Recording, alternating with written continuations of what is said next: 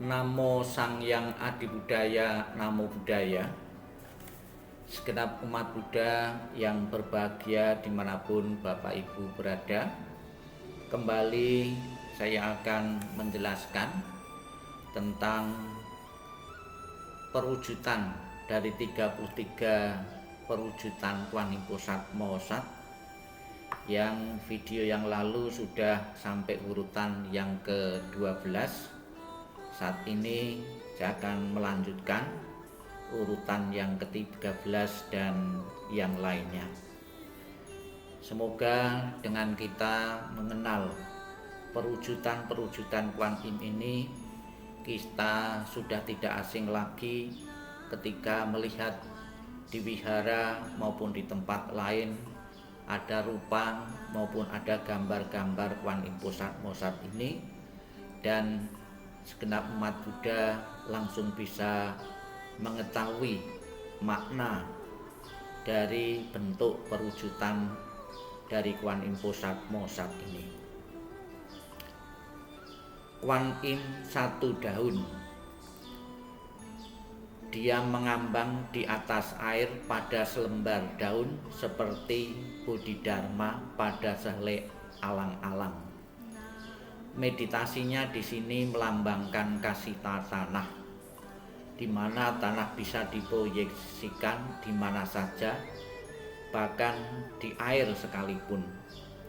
Dengan cara ini dia mampu menyelamatkan dan melindungi orang-orang yang jatuh tenggelam di lautan dalam, seperti yang dijanjikan dalam Saddharma Pundarika Sutra.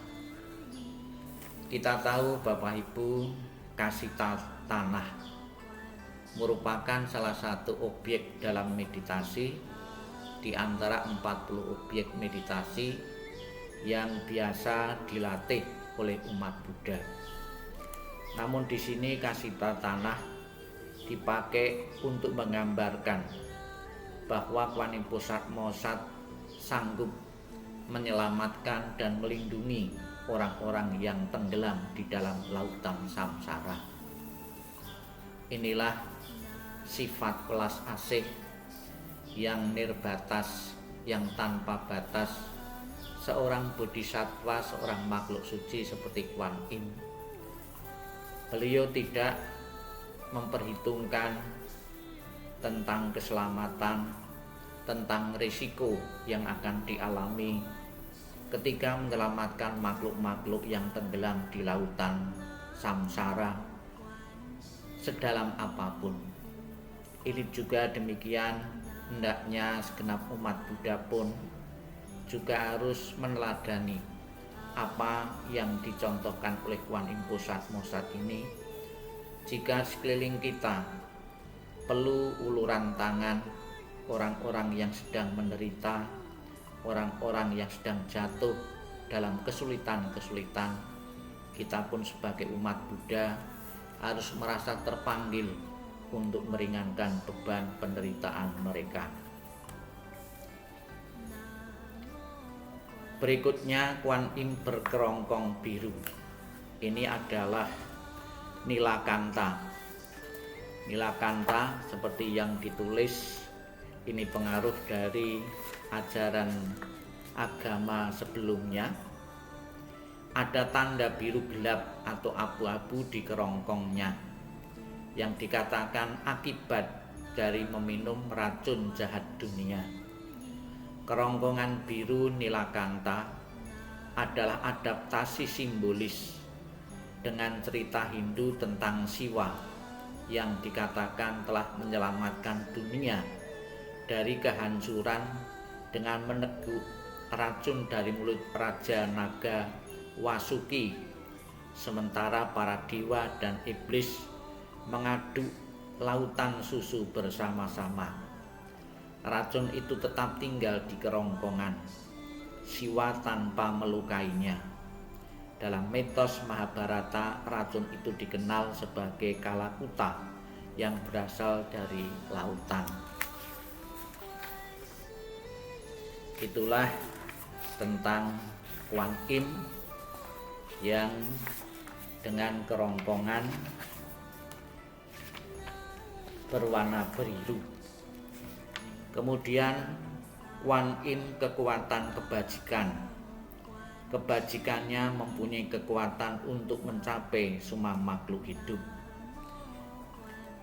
Ini juga sebuah gambaran tentang seorang makhluk suci Kuan Im yang menjangkau kebaikannya, bukan memilih orang-orang tertentu, makhluk-makhluk tertentu, namun siapapun juga akan ditolongnya setiap makhluk yang mengalami kesulitan-kesulitan. Kuan Im penyambung kehidupan. Di sini dia menganugerahi umur panjang. Jadi umur panjang juga tidak luput dari perhatian Kuan Im Pusat Mosat ini, karena setiap orang juga mengharapkan umur panjang, kesehatan, kebahagiaan, kedamaian.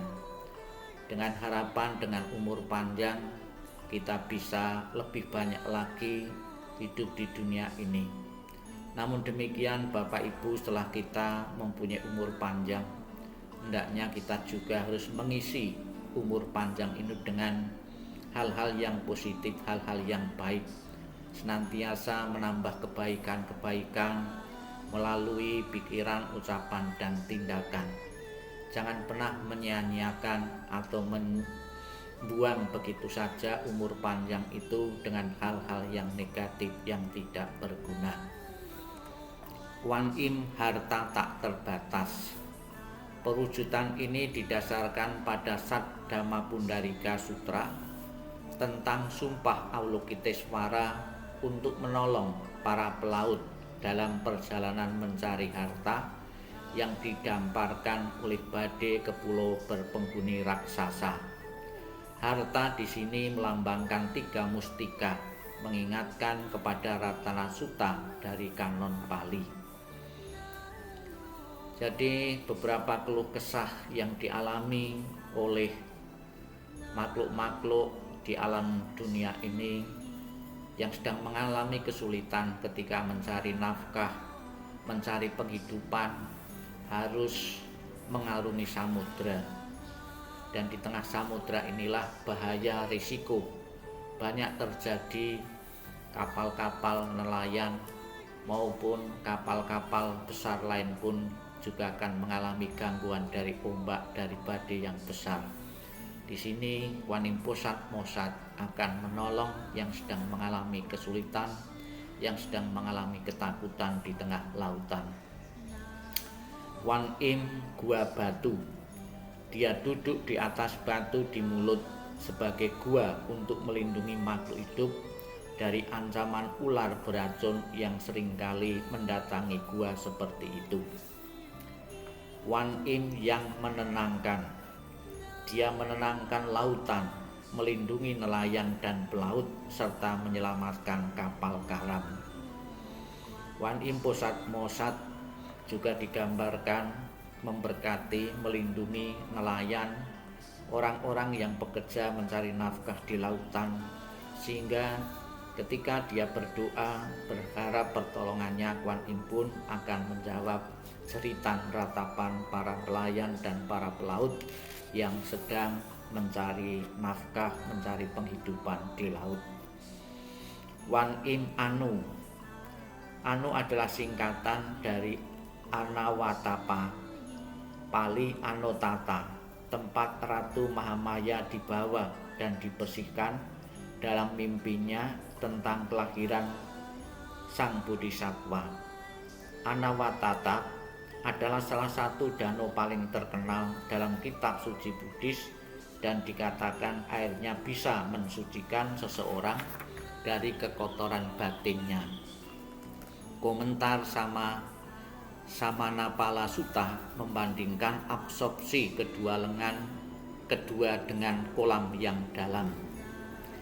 Kuan Im tanpa rasa takut. Dia memiliki 3 mata, 4 lengan, 2 di antaranya memainkan kecapi berkepala burung hong, 1 kaki di atas singa. Perwujudan Kuan Im ini muncul di antara makhluk neraka untuk menyelamatkan mereka. Kuan Im Parnasabari.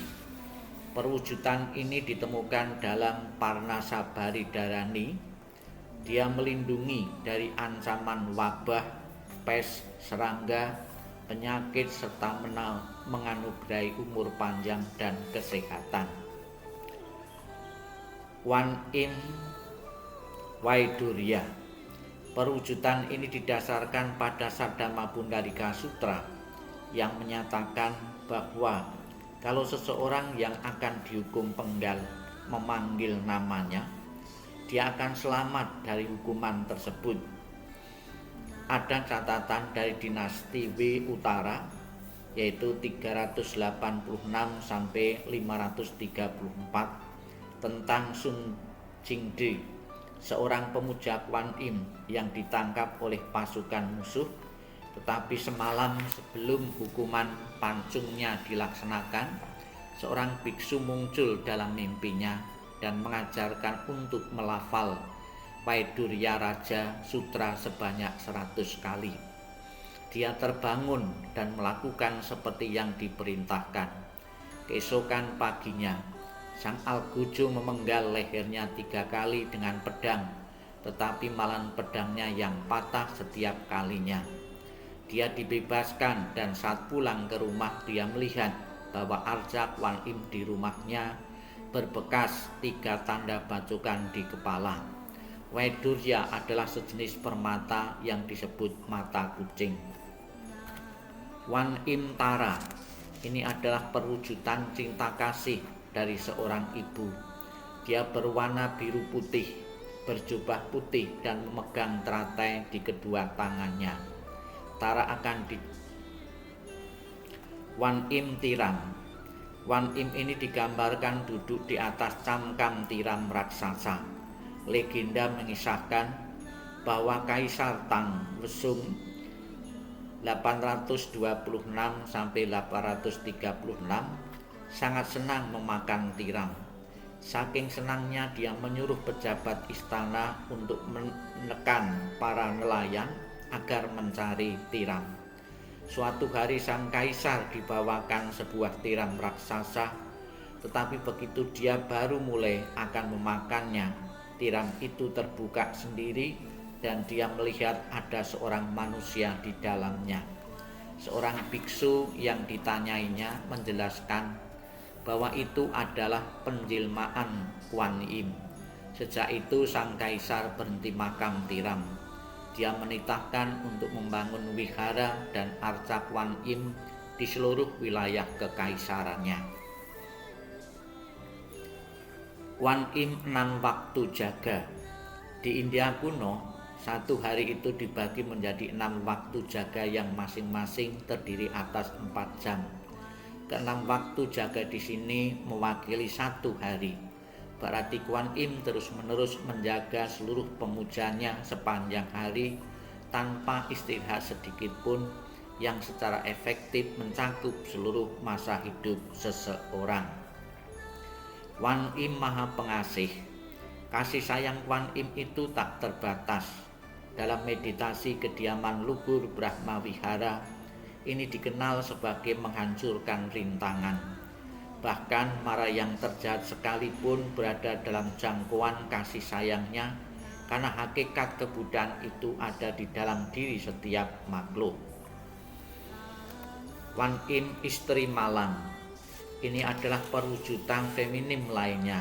Dia membawa teratai di tangan kanannya dan sebuah tengkorak wanita di tangan kirinya. Jadi sekitar tahun 817 dalam masa dinasti Tang, hiduplah di Cina seorang gadis dusun cantik jelita yang dikejar oleh banyak pemuda rupawan. Untuk memilih calon suami yang terbaik baginya, dia mengumumkan bahwa dia akan menikahi orang yang mampu menghafal bab Kwan Im Pintu Semesta dari Saddhamma Pundalika Sutra dalam waktu semalam. 20 orang pria yang kembali keesokan harinya bisa melakukannya. Lalu dia mengajukan syarat baru bahwa calon suaminya haruslah mampu menghafal sutra intan keesokan harinya. Sekarang tinggal 10 orang dan dia menantang ke 10 orang ini untuk menghafal seluruh Sadama Pundarika Sutra dalam waktu 3 hari. Hanya seorang pemuda bernama Malang yang berhasil. Tetapi di hari pernikahannya, si gadis muda jatuh sakit dan meninggal dunia. Tak lama setelah menguburkannya, seorang bisu tua berkunjung ke rumah dan meminta keluarganya untuk menggali kuburannya. Tak kala peti mati dibuka, mereka menemukan potongan-potongan tulang emas.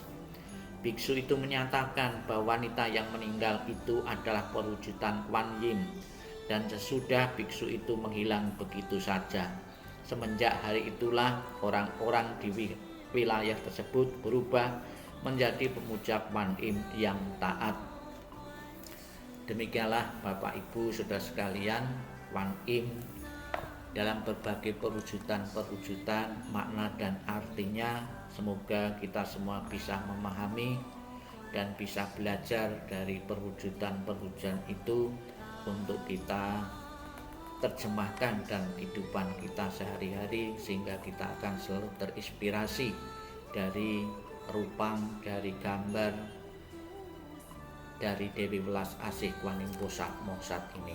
Sabe Sata Bawantu Sukitata, semoga semua makhluk hidup berbahagia dan sejahtera. Sadu, sadu, sadu.